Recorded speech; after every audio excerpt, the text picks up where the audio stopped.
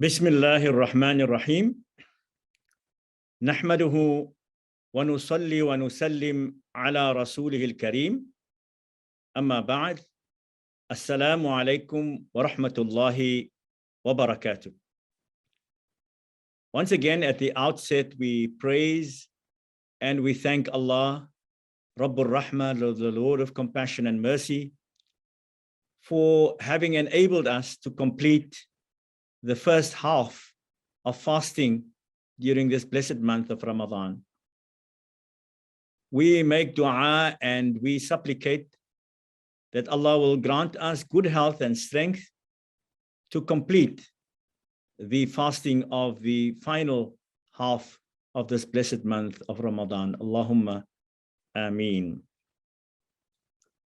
In the short time that we will be together, I once again make dua and I pray that Allah will guide my tongue and open your hearts so that we may emerge from this halqa session better able to understand Allah's divine messages and guidance, and more importantly, inspired to embody and practice these ethical moral virtues that are being communicated.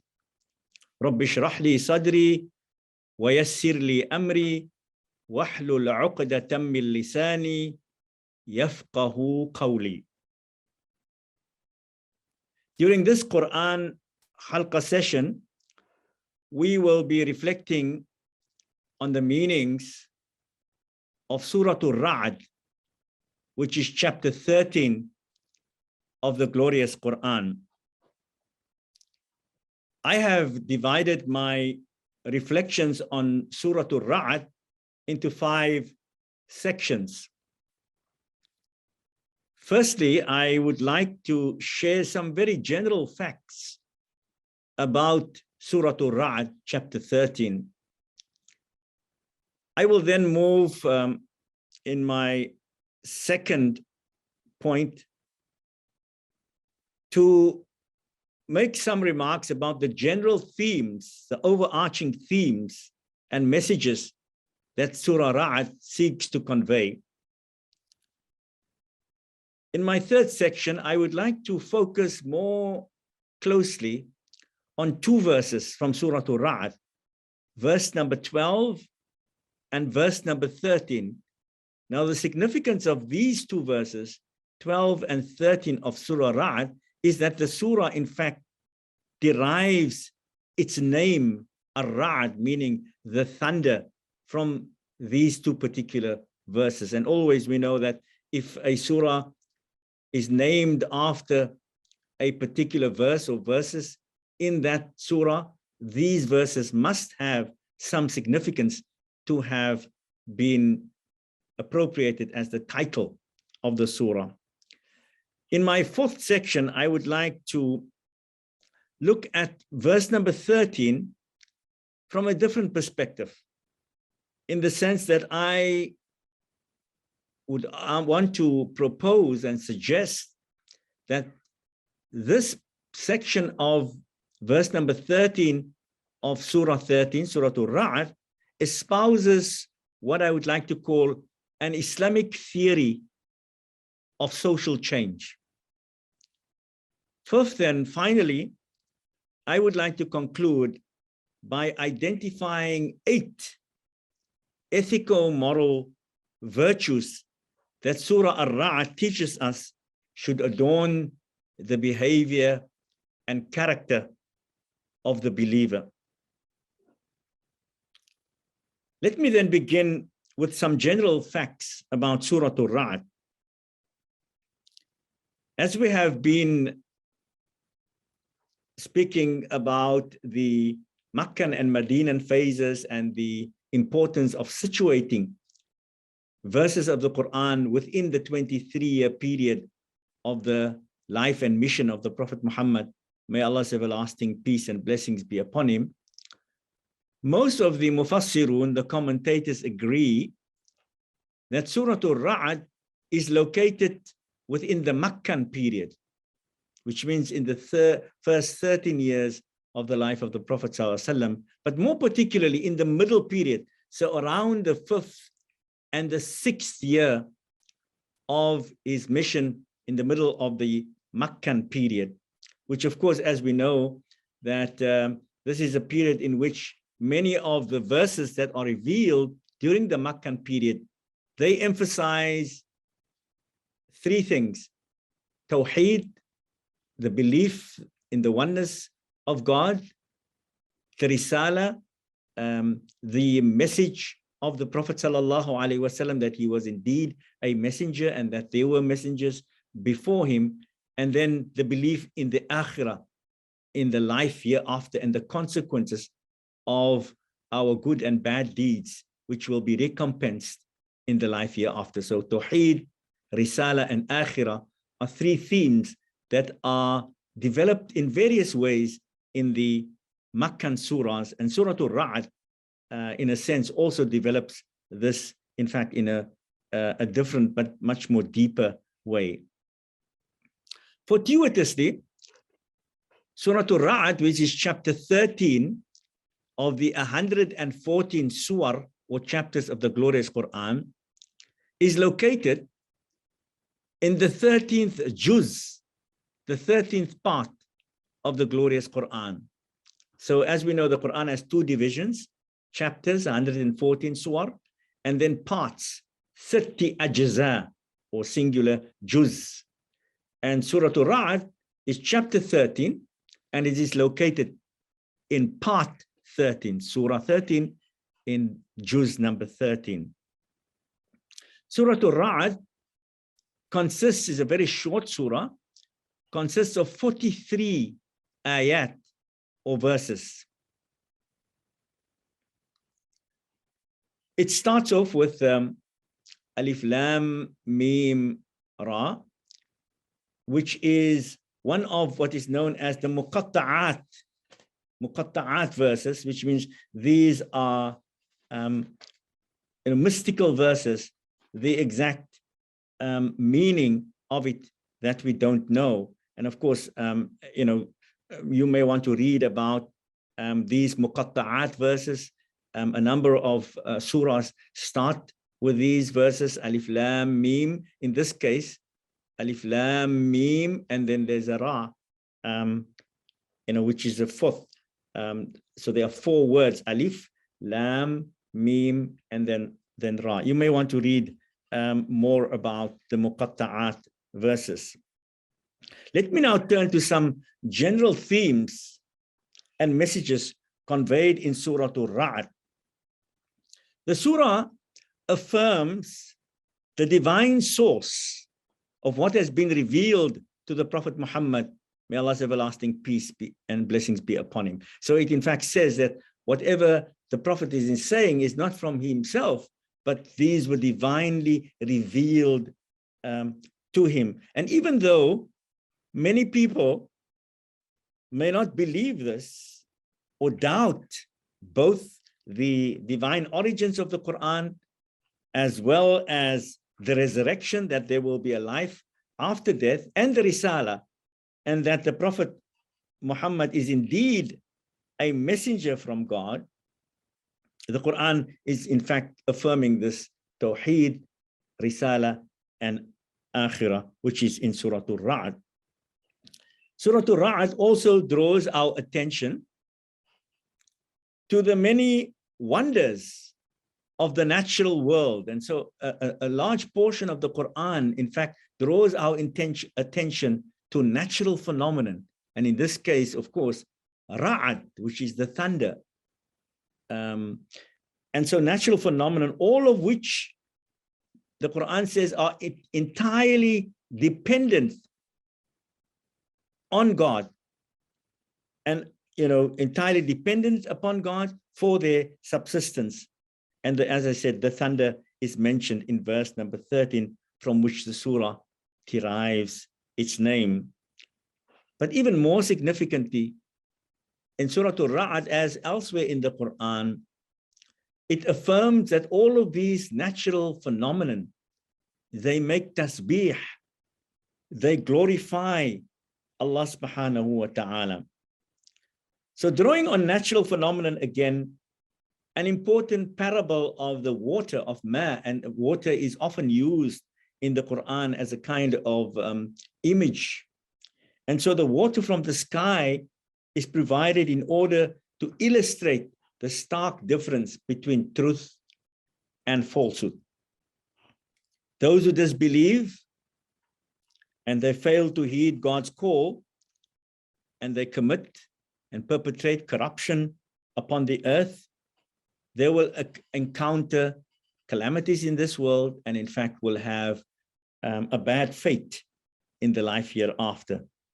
Whereas those who believe and who live righteous lives will live tranquilly in this world and are promised paradise in the next.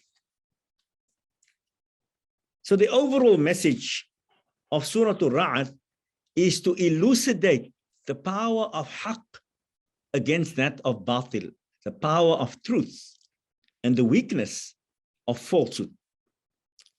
A central theme of Surah Al Raad is that the truth is strong and deep-rooted, and that falsehood, on the other hand, is weak, vulnerable, and worthless.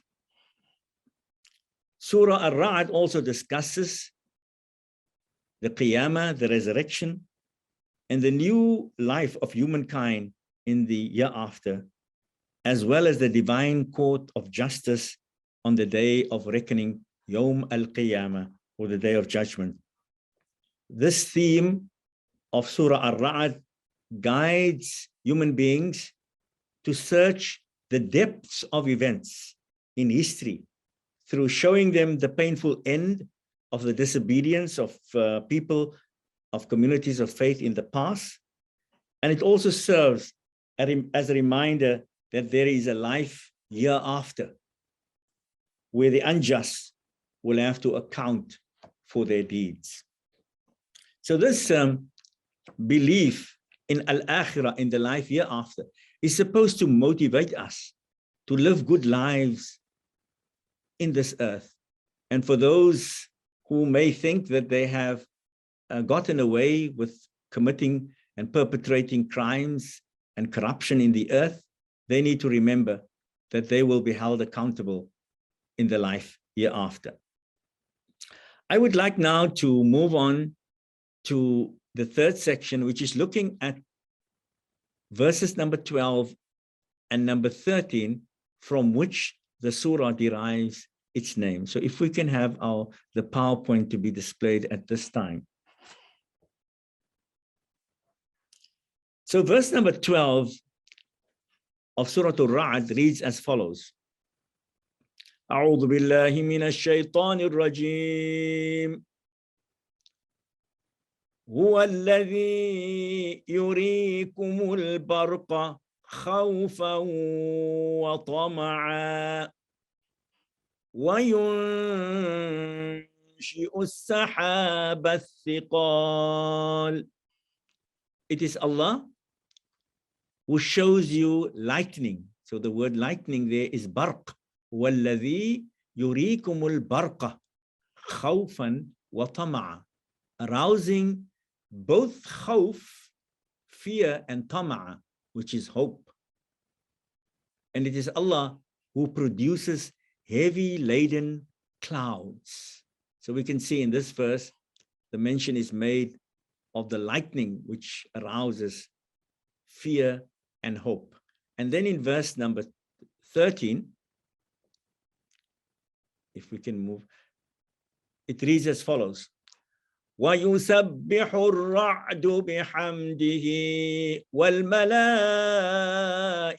مِنْ خِيفَتِهِ وَيُرْسِلُ الصَّوَاعِقَ فَيُصِيبُ بِهَا مَنْ يَشَاءُ وَهُمْ يُجَادِلُونَ فِي اللَّهِ وَهُوَ شَدِيدُ الْمِحَالِ. So the verse translated roughly as follows. The thunder, the ra'ad, وَيُسَبِّحُ الرَّعْدُ بِحَمْدِهِ. The thunder hymns and sings Allah's praises, as do the angels who are in awe of Allah. And Allah is the one who sends forth thunderbolts and strikes therewith whomsoever Allah wills. وَهُمْ يُجَادِلُونَ فِي اللَّهِ. Yet they dispute concerning the existence of Allah. وَهُوَ شَدِيدُ الْمِحَالِ. And Allah is severe in his wrath. So we can see that it is from these verses that Surah Al Raad, and from this description of this natural phenomenon, that the verse, the surah gets its name. So after alluding to the natural phenomenon, Allah specifically then mentions the barq and the ra'at, the lightning and the thunder. When one sees flashes of lightning, barq, in the sky, it inspires fear, khawf, of the impending ra'at, of the impending thunder. But it can also provide hope for a farmer. When he witnesses the barq, it provides hope that life-giving rain may soon descend to irrigate the dry earth and allow for the flourishing and the growth of vegetation. So this juxtaposition of khawf and tama'a, of fear and hope, runs throughout the Quran and forms an important part of the Muslim worldview.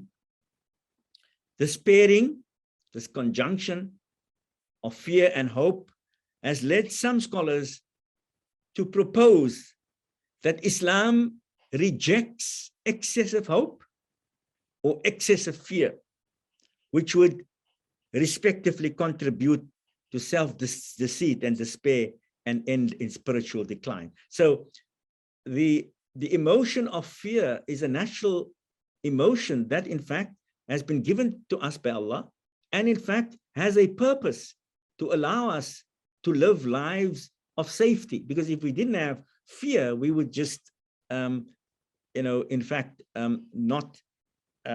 be able to defend ourselves against, danger. So in this interpretation of Islam, there's a striking balance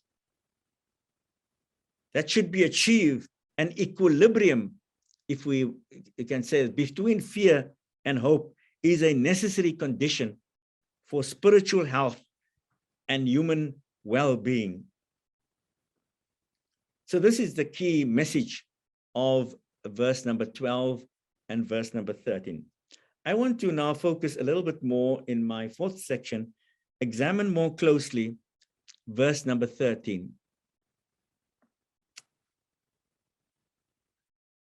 In this part of the verse, Allah subhanahu wa ta'ala is saying, Inna Allah la yughayyiru ma biqawmin hatta yughayyiru ma bi anfusihim.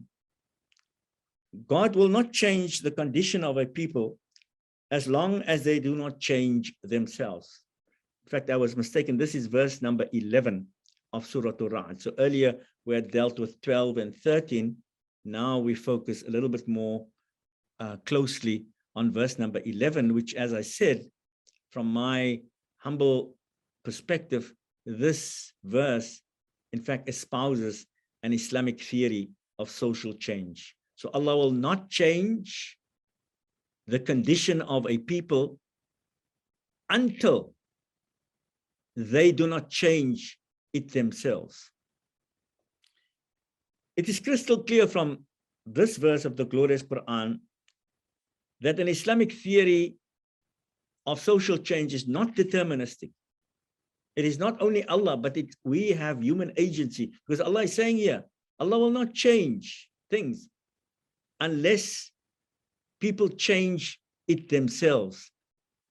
So consonant with this Quranic teaching, social change and transformation, according to the Islamic worldview, is not merely the outcome of what we call objective conditions, things outside of our control. Technically, in Islamic terminology, this is known as ibtila, tests or trials and tribulations, which happens to us outside of our control, like in the COVID-19 pandemic could be considered to be an ibtila, a trial or a test that is outside of our control. So it's not part of our subjective role, but the objective conditions. But social change is also the result of our own moral choices and ethical responsibilities that we as human beings assume. So it is between these two, it is the objective conditions, the ibtila, the test, as well as our human agency, the result of our moral and ethical choices and responsibilities that we as human beings assume. So it's a social change is a combination of both of these factors: objective conditions, ibtila, tests and trials, which are beyond our control, as well as the subjective human agency, our ethical and moral responsibilities. In other words, human beings do have critical agency in realizing social change and transformation. However, the Islamic theory of social change also asserts that even though one may have agency, the ultimate outcome is beyond our control. And on the contrary as well, is that even though objective conditions may be ripe for a social change, this does not occur automatically.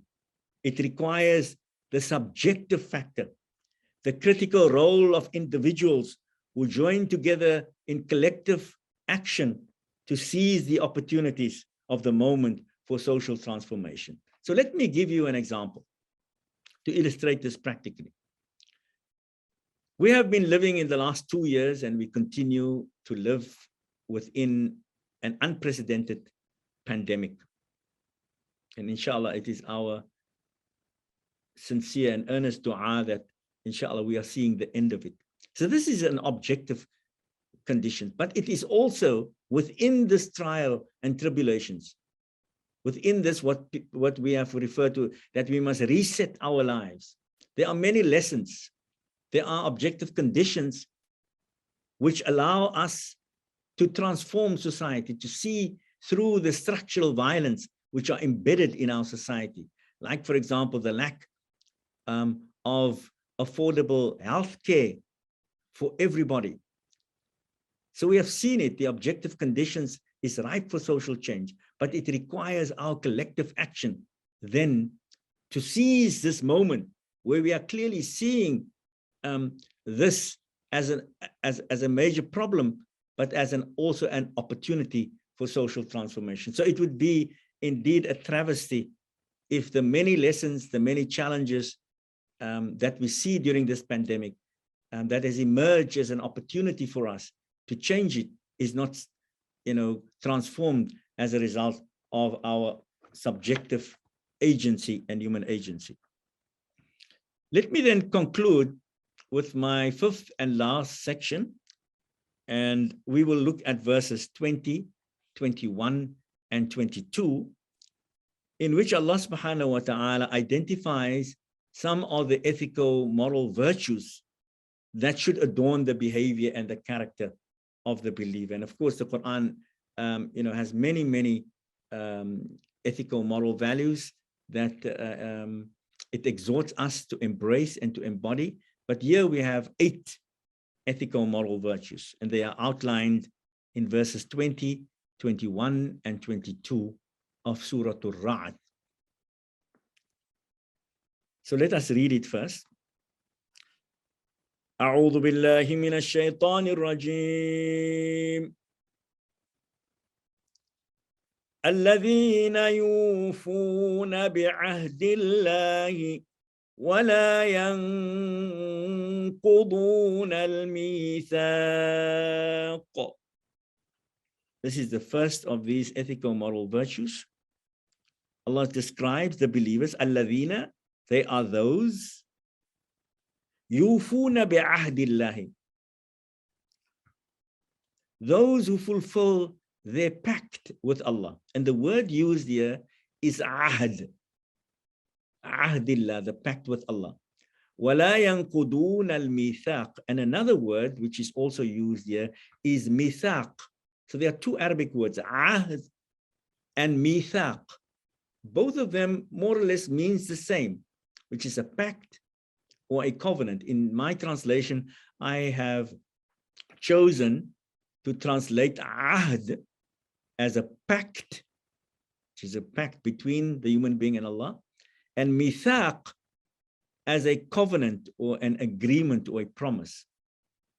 Both of them have the same meaning, but some commentators say that ahd is the primordial pact that the human being before he was created made to Allah subhanahu wa ta'ala. So we are born with this natural inclination towards submission to Allah subhanahu wa ta'ala. And the mithaq is the covenant that we are created on earth between ourselves and God, and between communities and between individuals, or promises. So the verse is saying the first ethical moral virtue is that the believers are those who never break the sacred covenant and live up to their promises and agreements, and never break their word or their promises. This is very important. We have come across this earlier, where I did indicate that in a hadith, the Prophet ﷺ said one of the signs of a hypocrite is someone who promises something, who gives his word and then breaks that promise. So it's a very important theme, the character of the believer, always trying to fulfill their agreements to the letter, trying to live up to their promises, even though it might be small things. I would want to share with you a little memory of mine that continues to haunt me. My father was, in the last months of his life, he was, very frail and sickly. And I used to visit him often. And one day I visited him and I spent a couple of hours with him. I left and said I would come back later. Unfortunately, during the daytime, I, got preoccupied, and didn't.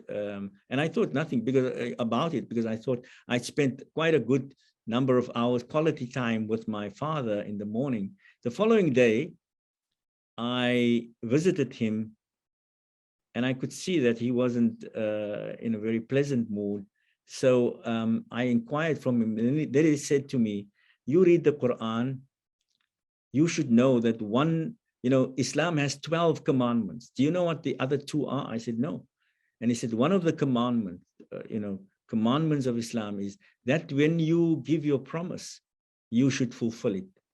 And I tried to, remonstrate with him that I'd spent. He said, "No, but you said to me, you're going to come back again in the afternoon. And I was expectantly waiting for you. You didn't call." And so it was a very profound lesson for me. So even simple little things that we say, we should fulfill it. And this is what verse number 20, in fact, is communicating to us. وَلَا يَنْقُضُونَ الْمِيثَاقِ. Never break your promise and agreements or your word that you have given. We then move on to verse number 21. And it reads as follows. وَالَّذِينَ يَصِلُونَ مَا أَمَرَ اللَّهُ بِهِ أَن يُوصَلَ وَيَخْشَوْنَ رَبَّهُمْ وَيَخَافُونَ سُوءَ الْحِسَابِ. The translation of the verse is roughly as follows. Those, meaning the righteous believers, are those who join what Allah has commanded be joined. So they join together what Allah has commanded to be joined. وَيَخْشَوْنَ رَبَّهُمْ, and they stand in awe of God, they fear God. وَيَخَافُونَ سُوءَ الْحِسَابِ, and they dread an evil reckoning. We know the word hisab, which means your reckoning, your account on the day of judgment. This ayah is very, very instructive, describing one of the ethical, moral virtues of a believer is someone who promotes social cohesion, bringing people together, not dividing people. And more especially, the word that is used here, يَصِلُونَ مَا أَمَرَ اللَّهُ بِهِ أَنْ يُوصَلَ, means particularly familial relationship, kingship relationship, that God has commanded to be bind together. And this is very instructive. It is also a very challenging ayah, because as we know that our families, our siblings, our immediate families can be very tough in terms of we live with them 24/7. But this ayah is saying that we must persevere with them, that we always have to bring them together, even though we may be tested in many, many ways. And later on, when we come to the rewards of this, we will see the significance of this. But we need to persevere, first and foremost, in bringing our families together. This is what this ayah says. Those who join what Allah has commanded be joined, which means social solidarity, and particularly the starting point of the social cohesion is that of joining together families. So if you are estranged from a sibling or someone from your family, this ayah is very sobering in that it speaks to this very important responsibility, ethical, moral virtue of, even though someone may want to cut themselves off from you, you should persevere in trying to mend and join together what Allah has commanded to be joined together. Then, وَيَخْشَوْنَ رَبَّهُمْ, to always have this, stand in awe of Allah, and always to fear al-hisab, the day of reckoning. As I said, the third element of Tawheed, Risala, and Akhirah, the life hereafter, the hisab, the consequence of our deeds in this life. Let us move on to verse number 22. Verse number 22 reads as follows, again describing the good ethical moral virtues that should adorn the character of the conscientious believer. وَالَّذِينَ صَبَرُوا ابْتِغَاءَ وَجْهِ رَبِّهِمْ وَأَقَامُوا الصَّلَاةَ وَأَنفَقُوا مِمَّا رَزَقْنَاهُمْ سِرًّا وَعَلَانِيَةً وَيَدْرَؤُونَ بِالْحَسَنَةِ السَّيِّئَةَ أُولَئِكَ لَهُمْ عُقْبَى الدَّارِ. Verse number 22 of Surah Al Raad. The translation is as follows. وَالَّذِينَ صَبَرُوا, those who are patient. And they are patient ابْتِغَاءَ وَجْهِ رَبِّهِمْ, seeking the wajh, the face of their Lord, meaning seeking the mercy and the pleasure of their Lord. وَأَقَامُوا الصَّلَاةِ, and perform the salah, the regular prayers, the ritual prayers. وَأَنفَقُوا, and spend مِمَّا رَزَقْنَاهُمْ, what we have provided for them, what we have given for them. سِرًّا وَعَلَانِيَةً, which means secretly and openly. And then it says, وَيَدْرَؤُونَ بِالْحَسَنَةِ السَّيِّئَةِ, and they repel evil, sayyi'ah, with hasana, with something that is good. They are the ones who, in fact, will receive Allah's blessing and dar in the year after. So here we can see a number of ethical moral virtues being enunciated. Firstly, to persevere patiently, to remain steadfast in seeking the face of their Lord, the wajhi rabbihim, desiring the mercy and the pleasure of God, establishing the salah, the ritual prayer, spending in charity, both publicly and privately, secretly and publicly, and to repel evil with that which is good. So we can see this, is a very important verse, the last one. If something bad is done to you, evil is inflicted upon you, can you respond with hasana? Can you respond with something of goodness instead of repelling evil with evil, which is a kind of a higher ethical, moral virtue that the Quran is inviting us towards, to always respond. And if we, for example, link this last verse to the earlier verse about establishing bonds of good relationships, there are always going to be, challenges of human relationships, especially familial relationships, community relations, where some people, pull apart. You are confronted with sayyi'ah, with an evil, and then you are then invited, exhorted by Allah to respond to that with hasana, with goodness, which means always trying to mend that relation, trying to find some kind of middle ground for you to be able to establish some kind of reconciliation within that situation.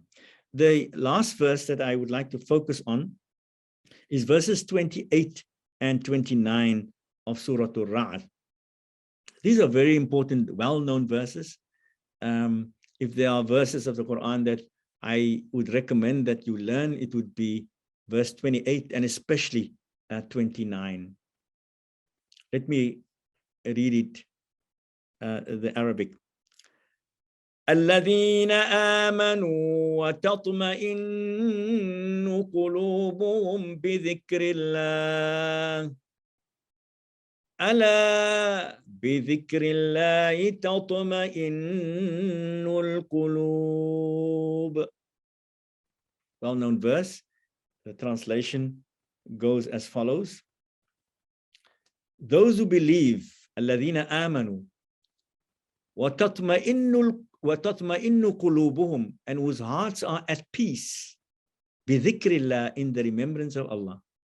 ألا, no indeed, بذكر الله, in the remembrance of God, تطمئن القلوب, is peace and tranquility for the hearts. This is indeed, many of the commentators have, looked extensively at this ayah of the Quran, saying that, human beings are very restless. We have many, disturbances, mental, psychological, emotional, and also spiritual things that, we are restless inside of us. And this ayah could be a remedy for that restlessness, the dhikrillah, the remembrance of Allah. Now, the remembrance of Allah, of course, is very broad.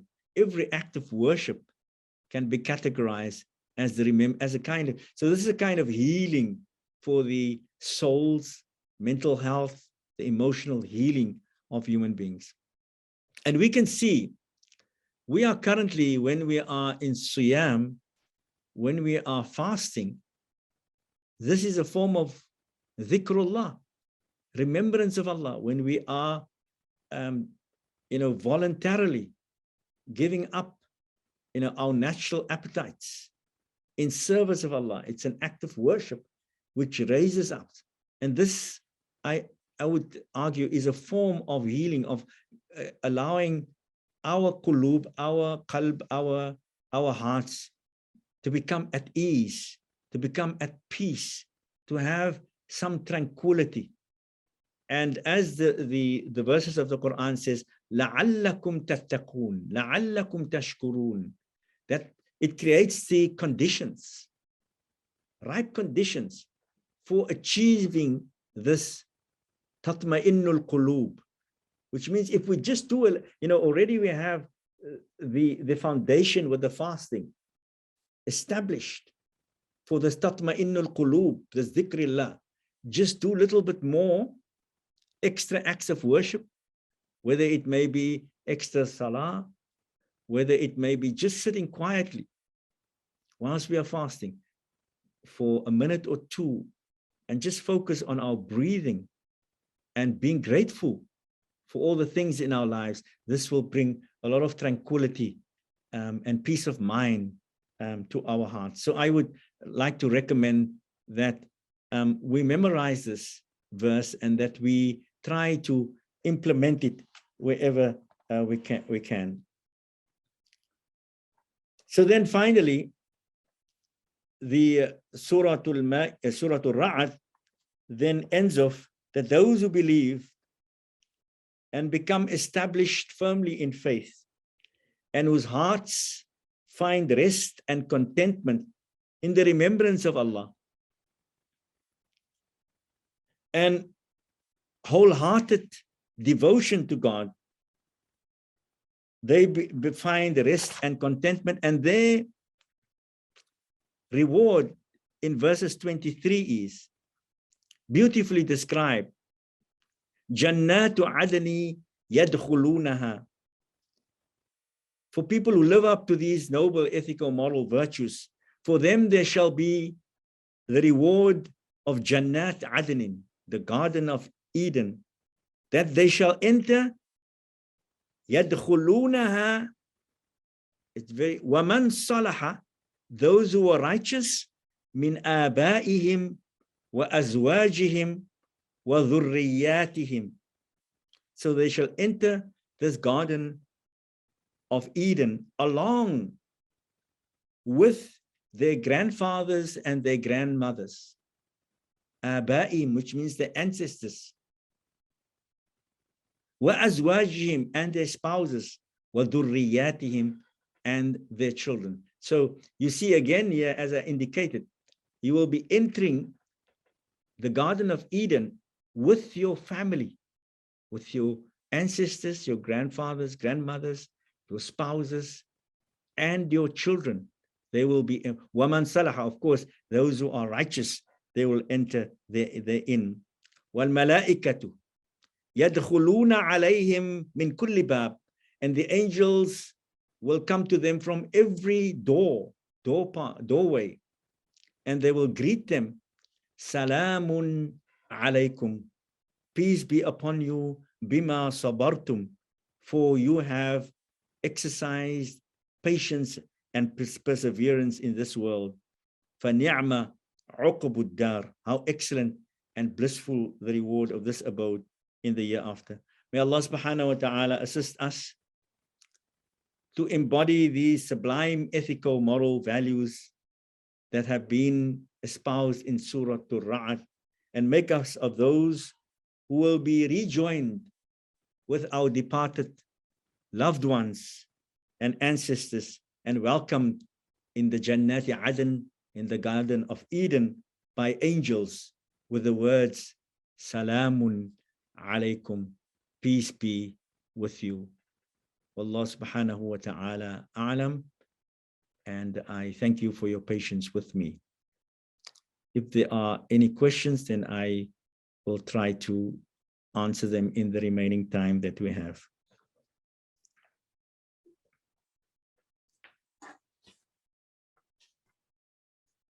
Shukran once again, Imam Rashied. There's a question in the chat. Nazim Moses says, you said there were 12. What is the 12th? What is the 12th commandment? I really need to acknowledge that I don't know. My father said there were 12 commandments. I am still perplexed by it. I'm searching for it, but he just mentioned the 11th one, which is when you give your word. So this is the wisdom of the elders. I submit to that the 11th one at least is the one I know. Sorry, Nazim. Shukran, Imam. I have a question, which is, okay, hang on. There's a hand. Ihsan, do you want to go ahead and ask your question? No, you can go ahead first. I'll go after you. My question is not directly related to the tafsir. It's about verse 15 in the surah, which is what we call a sajida verse. In this particular tafsir calls it verses of prostration. Now, you didn't mention that at all, and this is verse 15, I think, in this surah. So if you can comment on it, it always intrigues me what these sajida verses are about, and there's one in this surah. Perhaps first take Ihsan's question and then respond to both if you can,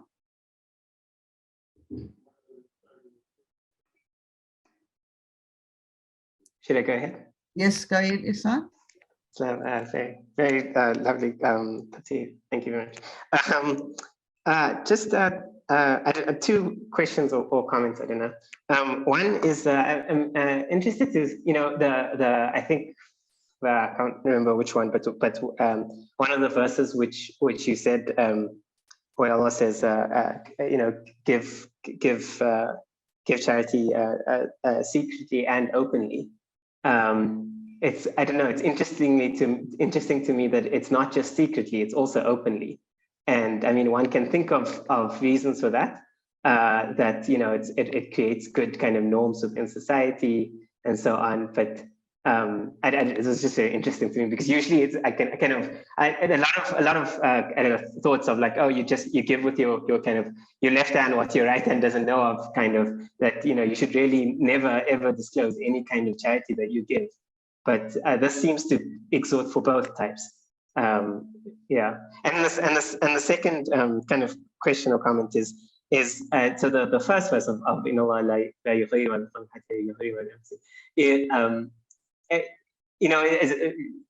to change your own circumstances, and it seems that people often have two kind of worldviews. One of either you're given what your disposition is, and that's what you're given by Allah, and it kind of that's almost deserving. So if you have some misfortune, then you're kind of deserving of that misfortune in some way. Some people would take that view, and otherwise this is like, oh, you should take into your own account whatever you should put into motion whatever comes to you. You have the power to change it in some way, and I mean, just striking that balance. I don't know if you have any more insight of how, between those two views. Obviously what you said is a kind of middle way, but just engaging in those kind of two different types of opposing worldviews. Shukran, Ihsan. Let me quickly speak to Ihsan's question, and then I'll come to yours, Jamia. Yes, the first question is or comment is very interesting, in the sense that this ayah says, وَمِمَّا رَزَقْنَاهُمْ, وَأَنْفِقُوا مِمَّا, you should spend out of that which we have provided to you, sirran wa alaniya. It means, quiet, secretly as well as publicly, which is really an amazing thing. Of course, elsewhere it is said that if you can do things secretly, it would be better. But this is, I mean, also keeping a balance. And as you said, I mean, it allows, public charity, encourages each other, and the Quran also speaks about vying with each other in virtuous conduct, right? Ihsan, I'm sure you know this as well. I'm here at the University of Notre Dame at the Catholic University, and even the smallest bench has a name of someone who's donated it. And I think this kind of encouragement, right? I tried it once. I mean, at the masjid when our father passed away, my late father. I arranged with my brother. So we had 3 chairs made, in Al Azhar, beautiful chairs, and we placed it in Claremont Mosque, in the Tennyson Street Mosque, and in the mosque in Masjidus Salam. And we put on there, in memory of our father, Qasim Umar, chair of so on, and encouraging others that, this is an idea that we have. So maybe if your parent passes away or a loved one, maybe you can, do something for the masjid or some institution in honor and in memory. And of course, we have this Isali Sawab kind of thing, but I do think we can do much more. I mean, if you look at the United States, just the charity, especially for education, is remarkable. I mean, all of these universities are funded by huge endowments, huge endowments in memory of deceased people. And I think that kind of thing, of course, then, one wants to balance that. You only don't want to do some, things for your name, that one also wants. But I think the balance, there could be some merit in encouraging people to do, charitable commitments in memory. For example, we have, and conclude with this, 1/3 of your legacy, your last will, is known as a wasiyah, which is not governed by any rules. You can give it to whoever you want to. Why couldn't we take 1/3 of that 1/3, right, in your will, and you give it as an endowment, right, to a masjid or even an orphanage, or I don't see that often in the Muslim culture locally. Of course, I mean, we come from working class backgrounds where people didn't have a lot of money, and so maybe it wasn't possible at that time. But I do think it's something to seriously consider, because this is a sadaqah jariyah. You will reap the ajr and the reward, instead of just giving all of your accumulated wealth to your children. I think there will be enough for the children if we can get just a small portion of that. So that's with regard to the second question. Is an interesting one. The balance between objective conditions and the subjective role, and the human agency. I think that we need to explore this a little bit more. I've delivered a whole khutbah on this. It's something that I think needs to be deepened. But I would like to urge you maybe to do a little bit more work on this, and then look at the theology of this, okay? Is also given to us in the last verses of Surah Al Raad, which have perplexed many commentators, right? It is also contained in the dua that we make in Laylatul Nisfi min Sha'ban. There's a special dua which is called the Ruwa dua, right? Now that Ruwa dua has some verses of the Quran which I conveniently skipped because it's quite complex, and so it's I give you the reference. It would be verses number 28 and 29 of Surah Al Raad, and it goes. I mean, you will know it very clearly, because it comes. It's لكل أجل كتاب يمحو الله ما يشاء ويثبت وعنده أم الكتاب. Right? So it says that, predestination leads with predestination, right? But here Allah is saying, يمحو الله, Allah can wipe out ما يشاء, at His will, if He wills, right? What He has written in the Ummul Kitab. So, maybe there is something there in that ayah of, also linking to predestination and human agency, which needs to be probed a little more deeply. So I hope I haven't answered it, but I just think it needs further research. But if you look at that verse, I'm sure it will illuminate a little bit more on this. Shukran. Shukran, Ihsan. Let me come to Jamia's question, interesting question, which I also omitted. Thank you, Jamia, for raising this particular. So ayah number 15. Ayah number 15 of Surah Al Raad reads as follows. وَلِلَّهِ يَسْجُدُ مَنْ فِي السَّمَاوَاتِ وَالْأَرْضِ تَوْعًا وَكَرْهًا وَظِلَالُهُمْ بِالْغُدُوِّ وَالْآصَالِ. And then if you look at the Quran, it has something called sajida, which is an ayah of glorification, right? And also known as ayat sajidatu tilawa. Now, commentators of the Quran have identified 14 places in the Quran. This is, in fact, the second one in the Quran. The first one occurs in Surah Al Raad, chapter 7, and the last one, of course, occurs in Surah Al Alaq, the very last verse of Iqra is also. Some scholars have said there are 15 places, but more generally in the Western Cape, we know of 14 places of ayatu sajida, which means when you reach these particular ayahs which glorifies Allah, there is a particular ritual that one is recommended to perform. Whenever, like we have now read this verse 15, so I would encourage you after this Quran session to do this, to stand up, to face in the direction of the Qibla, and to make an intention. And you don't need to do the Arabic, but you can have the intention in your heart. Nawaitu sajidatu tilawa illahi ta'ala. I intend to make the sajida of tilawa, the glorification of recitation, for the sake of Allah.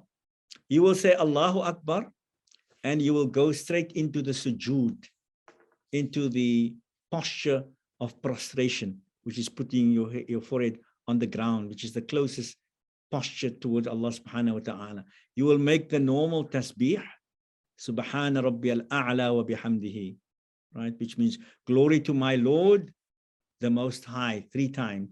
Some say you can even do it 5 times. And then come up when you say the takbir. So it's standing upright, making takbir, niyyah, takbir, going into the sujood, saying Subhana Rabbiyal A'la 3 times, and then coming up with takbir. It could also be done in the sitting posture, so you don't need to stand. But the preferable posture is to stand. This sajda should be done when one is reciting or when one is listening consciously. So both myself, I've recited it, and you who have listened to this verse, we are then, it is sunnah, it is highly recommended that we perform this ritual act. And as I said, it's 14 or 15 places in the glorious Quran. Most of the madhahib, the Islamic law schools, they would say that it is sunnah. However, sunnah, which is highly recommended, in the Hanafi madhab, if it is recited in the salah, it becomes wajib. Right? Not only during the Taraweeh prayers, but even in the normal prayers. Whereas the Shafi'is do not believe it is wajib. So the Shafi'is would only perform the sajidatu tilawa in the Taraweeh prayers, but not in the Fard prayers. However, the Shafi'is recommend that the surah number 32, which is known as Surah Sajida. There's an entire surah that is in which there is one sajida in there, but then the surah takes its name from the sajida, known as Surah Sajida, chapter number 32. The Shafi'is recommend that Surah Sajida should be read in the Fajr prayers of the Friday morning, Yawmul Jum'ah. So if you go to a Shafi'i masjid, it's Fajr, it's on a Friday. The Imam, if he's following that madhab very closely, he will recite Surah Sajida in the Yawmul Jum'ah of Fajr. Right. Now, I want to conclude then with the last point. What is the significance? Why do we do it? Often these verses speak about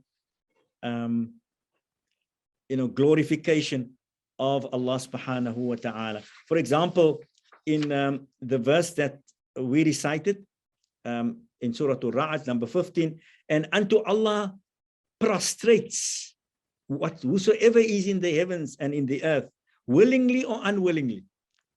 Right? So the natural phenomenon, all they prostrate to Allah, and so do their shadows in the mornings and in the evenings. So as an acknowledgement of this fact of the glorification of Allah, of both human beings as well as whatever is in the heavens and the earth, even their shadows, even we acknowledge this. So the one word is the glorification. The other word that is often used in these verses, la yastakbirun, that they do not have any arrogance. So the posture of sujood is also a way of symbolically illustrating and enabling us to fight the ego, arrogance, which is the essence of Satan. I am better than you for whatever reason. And the way of the believer is always to fight this ego, this kibr, this istikbar, right? And to always walk on the earth with humility. So the posture of prostration is there to inspire us to become humble and to embrace humility as a character. And we know that when Allah subhanahu wa ta'ala created the prototype human being, he asked the angels to prostrate. وَإِذْ قُلْنَا لِلْمَلَائِكَةِ اسْجُدُوا لِآدَمَ فَسَجَدُوا, they all prostrated, إِلَّا إِبْلِيسَ, except Satan. أَبَى وَاسْتَكْبَرَ, because he had this istikbar. So this is the symbolic way of disciplining, a symbolic way of reminding us that, the discipline of the ego, which is the essence of Satan, his arrogance and his haughtiness. And this is, in fact, what worshiping God should all be about attaining this sublime humility, which the sujood, the posture of prostration, symbolizes. Shukran for your patience with me.